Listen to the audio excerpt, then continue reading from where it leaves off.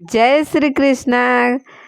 आपके अपने Laddu Gopal Krishna blog channel में स्वागत है। तो आज हम बात करते हैं कार्तिक पूर्णिमा कब है, कार्तिक पूर्णिमा कब मनाया जाएगा।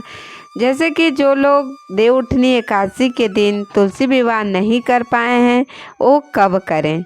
पंचांग के अनुसार साल का 8वां महीना होता है कार्तिक का महीना। कार्तिक महीने के शुक्ल पक्ष की पूर्णिमा कार्तिक पूर्णिमा कहलाती है, जिसे देव दीपावली और गुरु पर्व के रूप में भी जाना जाता है।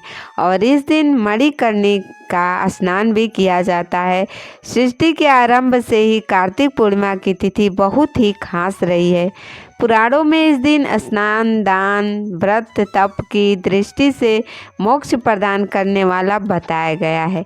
कार्तिक का महीना ही पूरा शुभ माना जाता है और बहुत ही पवित्र माना जाता है।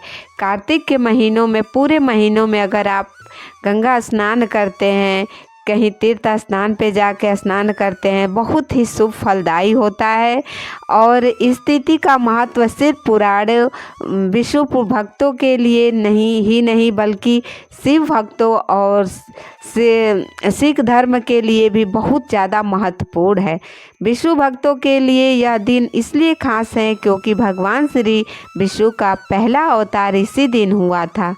प्रथम अवतार में भगवान श्री विष्णु मत्स्य यानी मछली के रूप में थे और भगवान विष्णु को यह अवतार वेदों की रक्षा, प्रलय के अंत तक सप्त ऋषियों, अनाजों और राजा सत्यव्रत की रक्षा के लिए लेना पड़ा था। इससे सृष्टि का निर्माण कार्य फिर से आसान हुआ। भगवान शिव के भक्तों के लिए इस दिन खास इसलिए है क्योंकि इसी दिन भगवान भोलेनाथ त्रिपुरासुर नामक महाभयानक असुर का संहार कर दिया, जिससे वह तिरुपुरी के रूप में पूजित हुए, जिससे देवतागण बहुत प्रसन्न हुए और भगवान विष्णु ने शिव जी को तिरुपुरी नाम दिया, जो कि शिव जी के अनेक नामों में से एक है।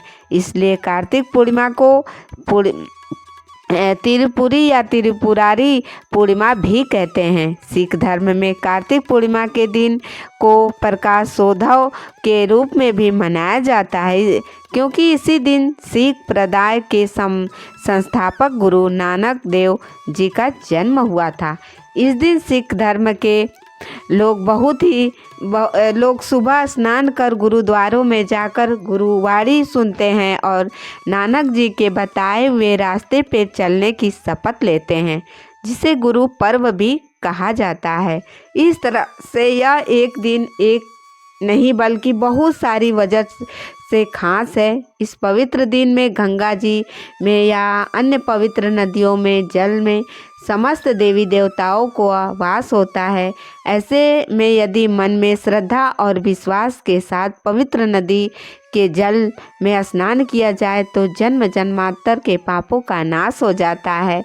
इस बार पूर्णिमा तिथि प्रारंभ होगी 15 नवंबर शुक्रवार को सुबह 6:20 से और समाप्त होगी 16 नवंबर शनिवार को सुबह 2:58 पर। क्योंकि इस बार केवल 15 नवंबर शुक्रवार के दिन ही पूर्णिमा तिथि सारा दिन विद्यमान रहेगी, इसलिए केवल 15 नवंबर शुक्रवार को ही पूर्णिमा का व्रत रखा जाएगा। स्नान दान भी इसी दिन किया जाएगा। सत्यनारायण भगवान का व्रत भी इसी दिन रखा जाएगा और मणिकर्णिका का स्नान भी इसी दिन किया जाएगा।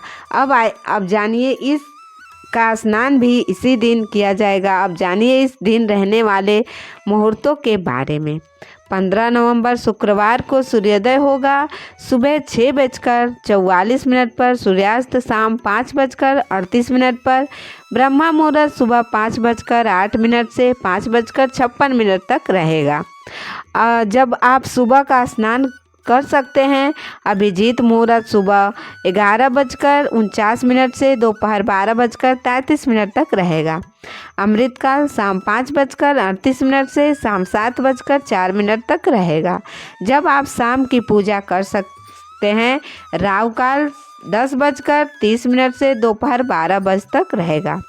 कार्तिक पूर्णिमा के साथ ही कार्तिक मास की भी समाप्ति हो जाती है।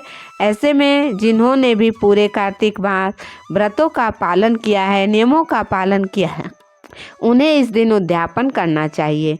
देव दीपावली यानी कार्तिक पूर्णिमा के दिन पूजा के शुभ मुहूर्त इस प्रकार रहेंगे, जिसमें सुबह की पूजा का मुहूर्त सुबह 5:24 से 6:44 तक रहेगा। शाम की पूजा का शुभ मुहूर्त शाम 5:27 से 6:47 तक रहेगा। विजय मुहूर्त दोपहर 1:53 से 2:36 तक रहेगा। अभिजीत मुहूर्त और विजय मुहूर्त में आप सत्यनारायण भगवान को कथा का पाठ कर सकते हैं। गोधूली बेला शाम 5:27 से 5:54 तक रहेगी, जिस समय आप गौ माता की पूजा कर सकते हैं। गाय के आसपास या गौशाला में दीपदान कर सकते हैं। पूर्णिमा के दिन चंद्र देवता की पूजा की जाती है, तभी व्रत पूर्ण होता है। तो इस दिन चंद्रोदय होगा शाम 5:08 पे। इस समय के बाद से आप चंद्र देवता को कभी भी अर्घ देकर अपने व्रत का पारण कर सकते हैं। जो लोग किसी कारण से देवउठनी एकादशी के दिन तुलसी विवाह नहीं कर पाए हैं, अगर वो द्वादशी के दिन भी नहीं कर पाए, तो उन्हें इस दिन तुलसी विवाह करना चाहिए, यदि आपकी इच्छा हो तो। और कार्तिक मास का उद्यापन भी आपको इसी दिन करना चाहिए। अपनी सामर्थ्य के अनुसार दान दक्षिणा किसी योग्य निर्धन व्यक्ति को देने के साथ ही सामर्थ्य हो तो घर पर किसी वैष्णव या किसी ब्राह्मण को आमंत्रित कर आप उन्हें शुद्ध और सात्विक भोजन कराएं और यथासंभव दान दक्षिणा दें। कार्तिक मास में अंतिम 5 दिनों को पंच भीखू या पंच व्रतों के नाम से भी जाना जाता है, जो देवउठनी एकादशी से लेकर कार्तिक पूर्णिमा तक रहती है। ऐसे में जिन्होंने पंच भीखू व्रत रखे हैं, उनका समापन भी आपको पूर्णिमा के दिन ही करना होता है।